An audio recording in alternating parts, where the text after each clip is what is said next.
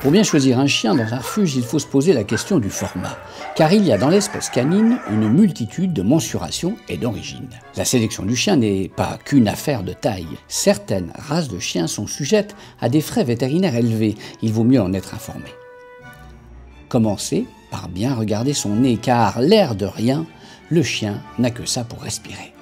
Tous les brachycéphales, donc les chiens qui ont un museau court, aplati, on sait qu'ils ronflent, qu'ils ont donc souvent un voile du palais trop long, on sait qu'ils ont une sténose des narines, on sait qu'ils ont une trachée trop étroite. C'est des chiens qui presque toujours vont devoir être opérés pour élargir les narines, raccourcir le voile du palais.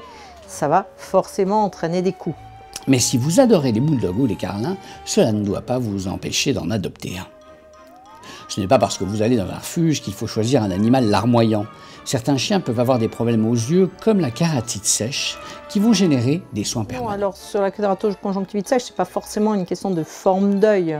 Ça va plus être un chien qui a toujours un peu l'œil qui coule, qui a la sclère rouge, les conjonctives rouges. Voilà, il faut un peu se poser des questions, c'est pas quelque chose derrière, oui.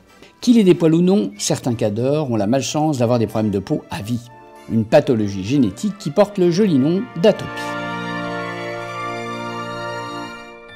Plus souvent, le chien à la SPA, il va pas être adopté tout petit chiot. D'accord. Il va être adopté adulte, et tu sais quand même en général s'il a une tendance à faire de la dermatite atopique ou pas.